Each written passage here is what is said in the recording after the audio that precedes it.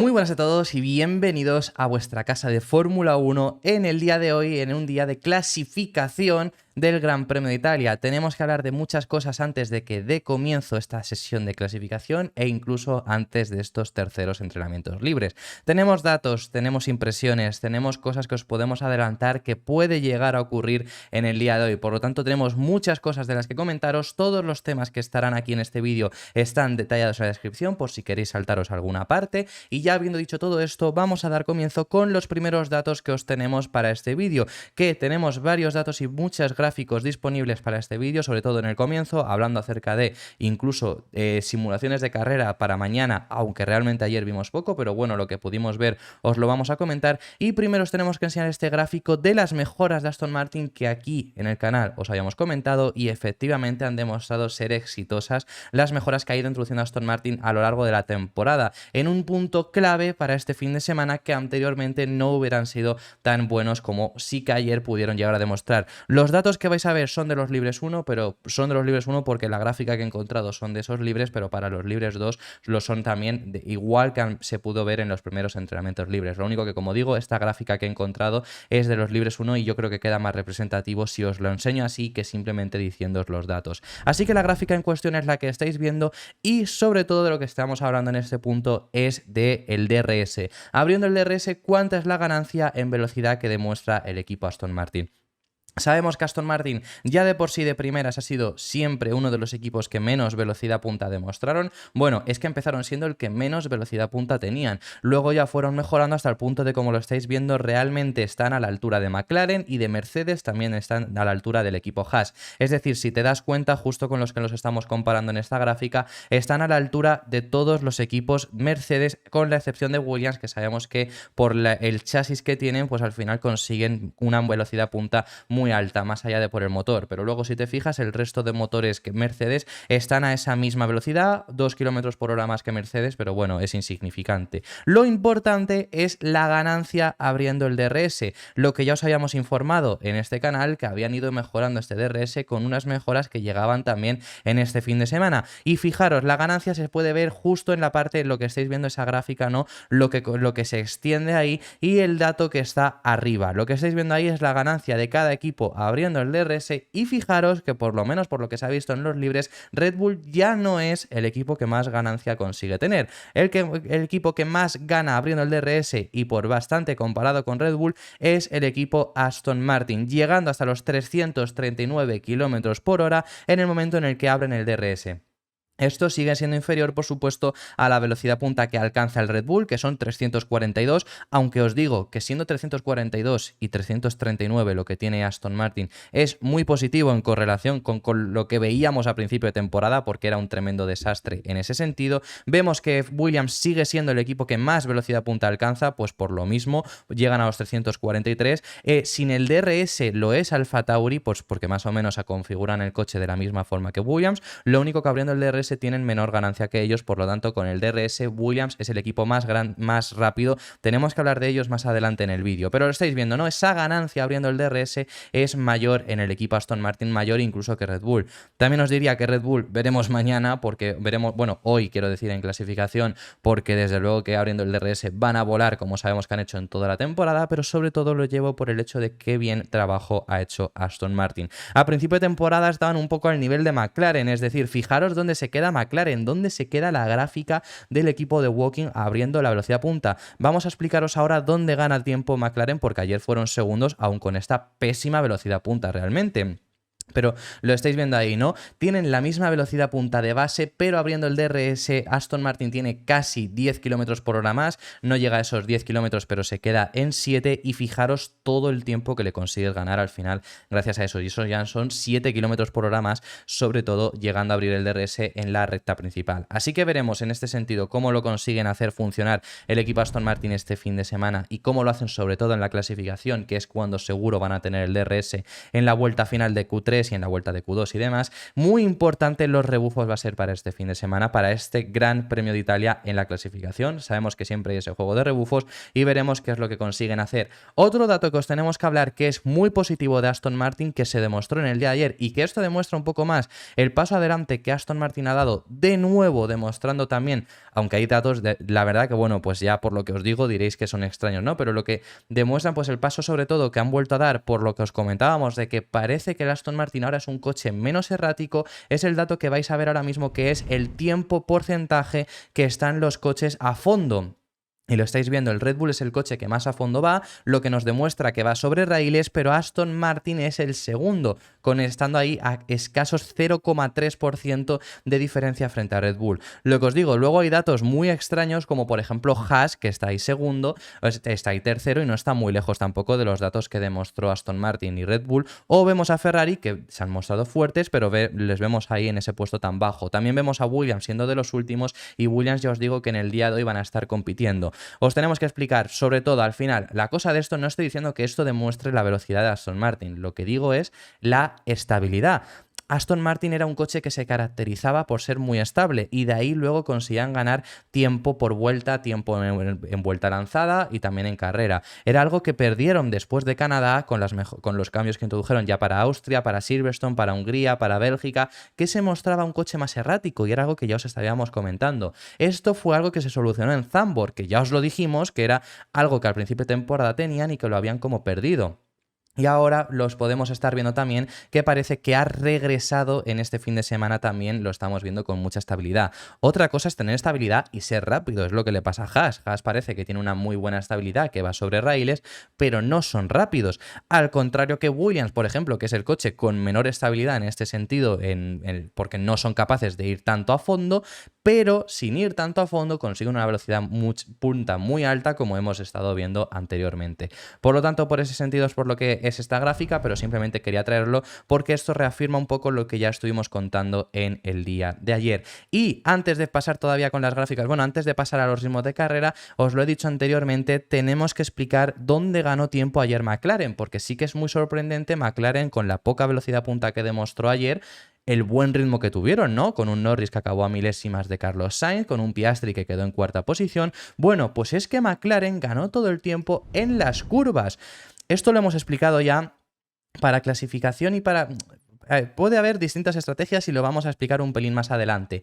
El problema está en que en carrera vas a ser, si no consigues mantenerte en las primeras vueltas y escaparte en los puntos fuertes, en carrera vas a ser al final una tortuga que te van a adelantar y luego no vas a ser capaz de recuperarlo en los puntos donde ellos ganan velocidad. Pero a una vuelta la puedes conseguir ganar teniendo tu ventaja en las curvas. Y eso es lo que vimos en el día de ayer con McLaren en la comparación en esta vuelta contra Carlos Sainz. Estamos viendo sobre todo, ese es el pico máximo de velocidad, lo estáis viendo aquí en este punto. Vemos como Ferrari alcanza los 344 km por hora, mientras que Norris se queda a 337. Frenan en el mismo punto y ya vemos que en el punto final McLaren llega a acumular más velocidad. El Ferrari tiene que frenar mucho más.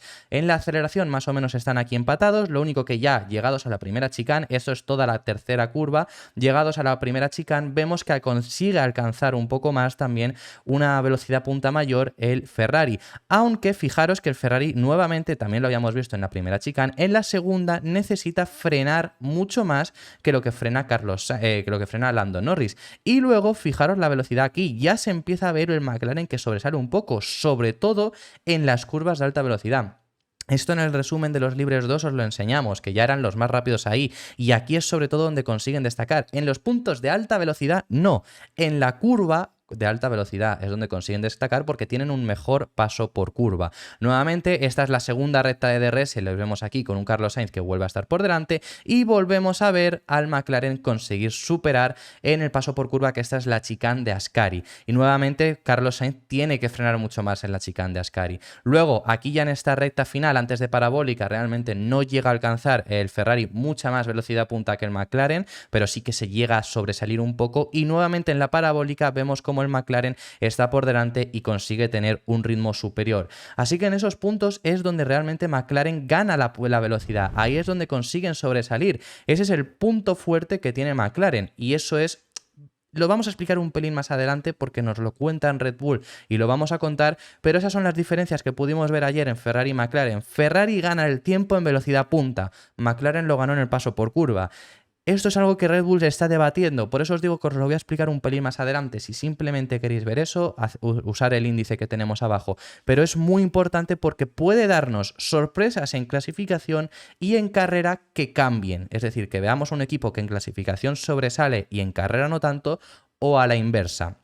Veremos cómo acaba rindiendo eso. Y ya para finalizar, lo último que os tenemos que comentar es los mínimos tiempos de vuelta tanda larga que pudimos ver en el día de ayer, porque realmente al final, entre que no hay neumáticos por este formato de clasificación que tenemos, que reducen 2 juegos de neumáticos a cada piloto, entre eso, entre que hubo la bandera roja y demás, la verdad que las tandas de carrera que mostramos tampoco pudimos llegar a ver gran cosa. Pero bueno, os tenemos aquí reunidos los tiempos de Hamilton, de Verstappen y de Carlos Sainz, que me parecen también bastante destacables. Los tiempos de Hamilton, que son los que más reúnen esta cuenta, vemos que son bastante altos, siempre en 26 saltos, hay un 27, hay un 26.4, 26.5 y 26.4 al final del stint, pero vemos que al final son unos tiempos bastante elevados en comparación contra Verstappen, que Verstappen tiene 25 altos, es decir, 25.8, 25.7 y luego tiene una 25.2, que bueno, eso ya es una auténtica barbaridad, pero vamos, que lo estamos viendo ahí, son casi 2 segundos de diferencia en el ritmo de carrera contra Hamilton. Y en el caso de Carlos le vemos ahí siendo un reloj en los 26 bajos, no muy lejos el ritmo de carrera del Ferrari, lo poco que pudimos ver en el día de ayer en comparación contra el Red Bull. ¿Esto qué nos quiere decir? Sobre todo lo llevo porque lo vamos a hablar un pelín más adelante, os he traído todos los datos y ahora vamos a ver las impresiones y ahí lo hablamos mejor, pero Mercedes... Veremos el trabajo que ha hecho esta noche, pero desde luego que ayer no se mostraron muy bien. Así que bueno, estos eran todos los datos que tenemos que hablaros y ahora os vamos a dar de ciertas impresiones que tenemos que comentar previas a este día de hoy. Comenzando por Fernando Alonso, y es que Fernando Alonso ha hablado acerca de las posibilidades con las que cuentan para este Gran Premio de Italia en la clasificación. Y sobre todo ha dicho que se espera una clasificación muy igualada con este formato de clasificación además, donde usaremos duros, medios y blandos en Q1, Q2 y Q3 respectivamente. Pues espero una clasificación bastante igualada, una clasificación donde sea importante tener un buen rebufo y lo que comenta Alonso, al final puedes pasar de ser 16º a estar entre las primeras posiciones, que ellos esperan estar en esas primeras posiciones, confían en tener el ritmo suficiente y yo ayer les vi salir contentos, no como por ejemplo en Zandvoort, porque ahí sabían lo que tenían entre manos, sobre todo para carrera, pero sí que más contentos que como les habíamos visto en otros fines de semana. Es decir, yo creo que sí que van a conseguir rendir medianamente bien. Lo que decimos, al final Monza es un circuito que no se adapta tanto al Aston Martin, por lo tanto no podemos esperar un rendimiento de quedar segundo en el día de hoy en la clasificación, pero sí que un rendimiento para estar competitivo y quedar en las primeras posiciones. Creo yo que va a ser posible. Lo que dice Alonso cuando le preguntaron es: intentamos adivinar un poco la clasificación de mañana, pero creo que va a estar muy apretada. Solo hay 6 curvas en Monza, que bueno, esto porque dice lo de 6 curvas en Monza, al final las chicanes pues la está contando como una, y luego hay curvas como la curva grande, por ejemplo, las cuales no está contando. Si haces ese ejercicio, al final se reducen hasta 6. Realmente que cuenten son 11 curvas.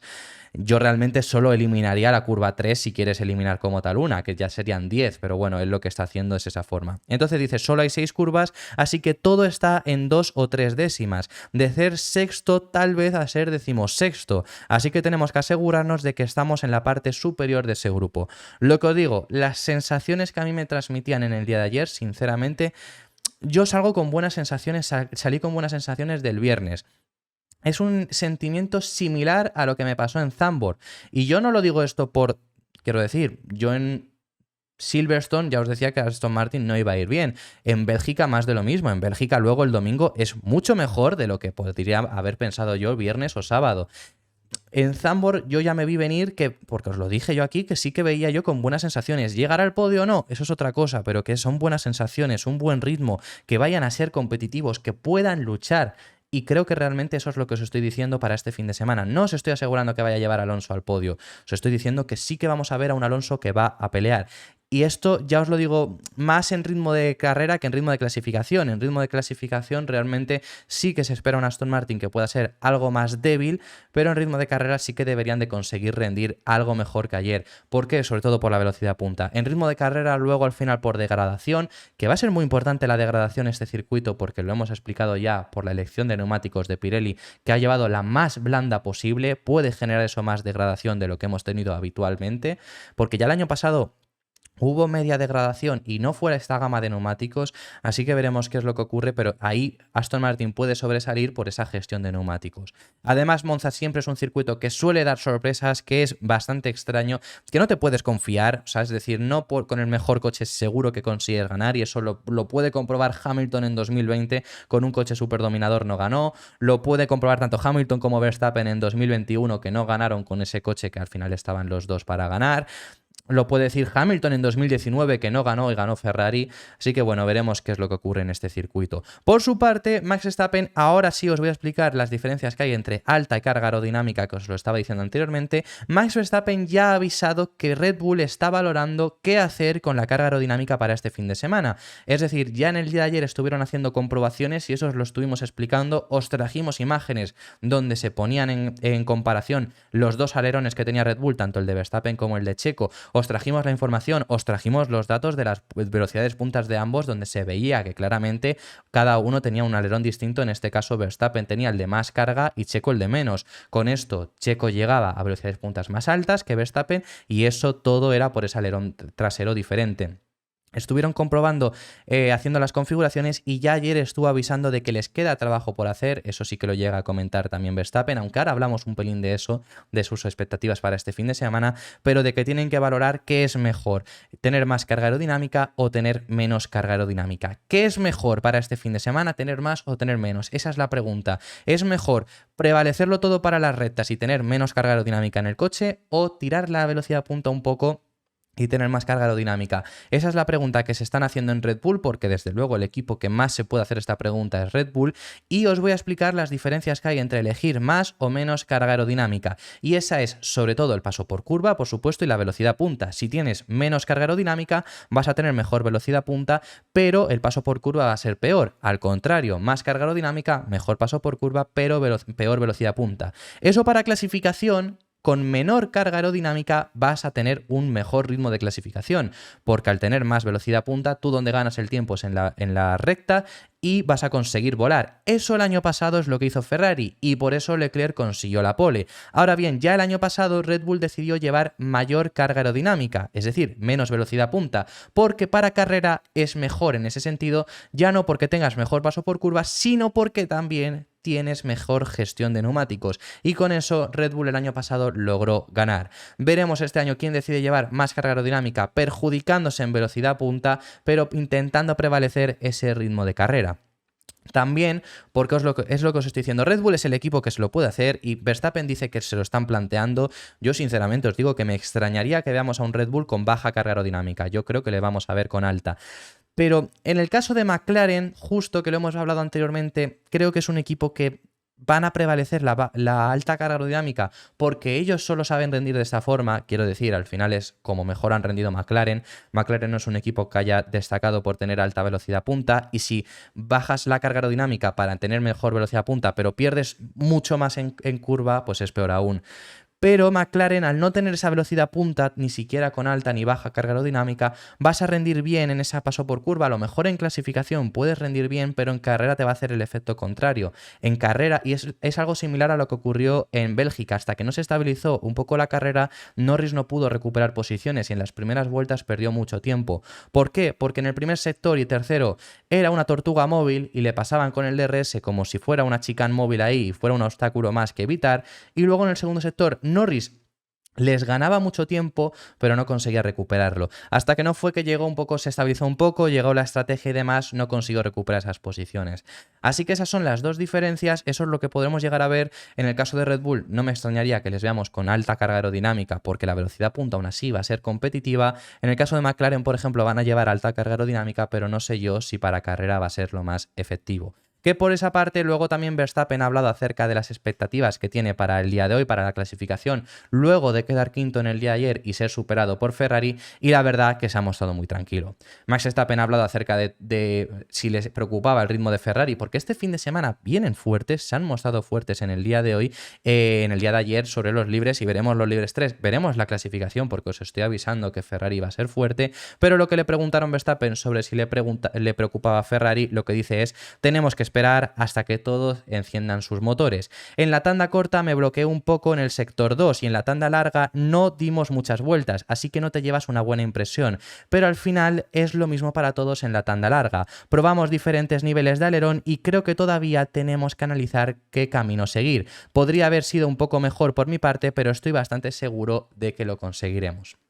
Así que es lo que os digo, ya ahí vemos esas declaraciones que os digo, en las que se está planteando qué hacer, se están planteando desde Red Bull qué hacer para esta sesión de clasificación, si más o menor carga aerodinámica, pero sobre todo les vemos muy confiados. Por la otra parte, muy breves, tenemos que hablar sobre Sergio Pérez. En el día de ayer sufrió un accidente después de clasificar al final tercero en los libres 2, ser el tercer piloto más rápido y acabar por delante de su compañero de equipo, pero sufrió un accidente en los final de los libres 2 que provocó incluso una bandera roja. El piloto mexicano ha explicado ese momento del accidente y ha explicado que sufrió de subviraje, perdió el control del monoplaza y eso es lo que le provocó acabar contra las protecciones en la parabólica. El problema, sobre todo además de sufrir subviraje, es que venía muy rápido con unos neumáticos bastante usados, porque estaba usando los mismos neumáticos en ese final de sesión que había usado al principio. Únicamente hizo un parón para poner los neumáticos blandos y eso le hizo sufrir ese subviraje en una curva donde no lo puede sufrir. ¿Por qué?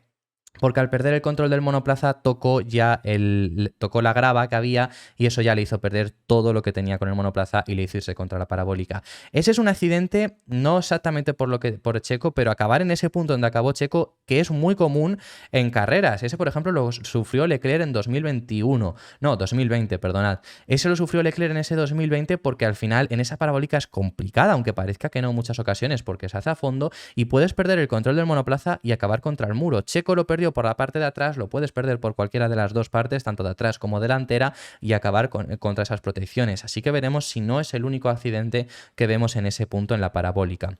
Lo que dice Checo es: ha sido una lástima que hayamos terminado los libres 2 de la forma en la que lo hemos hecho, ya que creo que ha sido un día positivo. Tuve un poco de subviraje en la salida de la curva y pensé que tenía el coche bajo control, pero entonces toqué la grava y se acabó el juego. Como me ha pasado al final de sesión, que eso es verdad, al final le pasó justo en el momento que, bueno, por lo menos tienes más suerte de que lo que dice es: solo he perdido 2 vueltas y no me ha afectado a mi programa.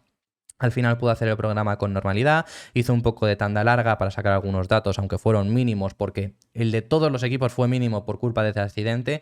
Luego hizo también la tanda de velocidad rápida, que lo estuvimos viendo, hicieron pruebas de dar rebufo entre los compañeros, es decir, que en ese sentido no hubo más problemas, pudieron hacer el programa con normalidad y comentaba: aparte de eso, el coche ha funcionado muy bien y me siento cómodo con él. Importante ese me siento cómodo con él, porque Checo sabemos que ha tenido complicaciones con este monoplaza. Si se siente cómodo, podemos tener un rendimiento mejor del piloto mexicano. Y para concluir, tenemos que hablar acerca de Williams, que os lo he dicho al principio del vídeo, tenemos que hablar acerca de Alexander Albon, y Alexander Albon se muestra motivado por las oportunidades que tiene Williams este fin de semana. Ya sabemos que Williams es un equipo que, sobre todo a lo largo del año, ha sabido rendir muy bien en velocidades puntas altas, y es lo que necesitas en Monza, sobre todo en la clasificación es donde más va a beneficiar tener una velocidad punta alta. Os hemos estado trayendo los análisis donde Williams siempre ha sido el equipo que mayor velocidad punta han conseguido tener en todas y cada una de las sesiones hasta este momento, y Williams se muestra como uno de los favoritos a poder pelear en esta clasificación. Veremos qué son capaces de hacer, veremos si consiguen llegar a este nivel hasta el final y consiguen llegar hasta la Q3 y una muy buena posición, porque vienen de un cuarto puesto en Zandvoort, pero desde luego que los pronósticos indican que sí que pueden estar en ese nivel.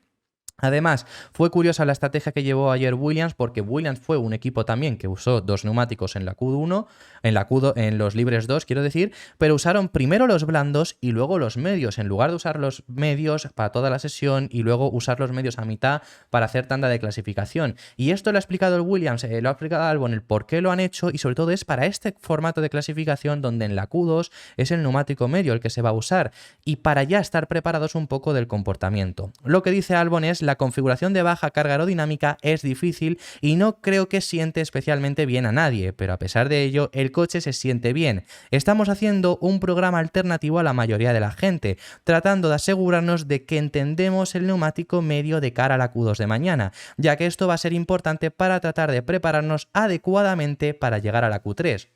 Es lo que os estoy diciendo con el formato este de clasificación.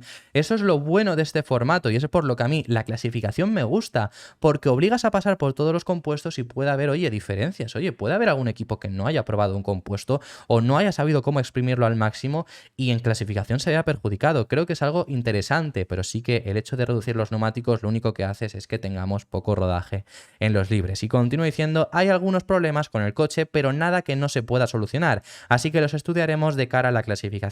Lo importante es que estamos en la mezcla, pero no quiero hablar demasiado pronto para los libres 3 de mañana. Tenemos que sopesar y ver qué están haciendo los demás, lo que no nos ayudará a entender dónde queremos centrarnos. Así que eso ha sido todo por este vídeo del día de hoy. Previo a estos libres 3, dejadme en los comentarios vuestras impresiones y sobre todo quién creéis que se va a llevar la pole en el día de hoy. Estaré encantado de recibir vuestros comentarios vuestros comentarios. Si os ha gustado el vídeo, que me imagino si has llegado hasta el final que te habrá gustado, pues dar un like y suscríbete, que apoyarás muchísimo el canal, y nos vemos en el siguiente, que seguiremos hablando de Fórmula 1. Un saludo.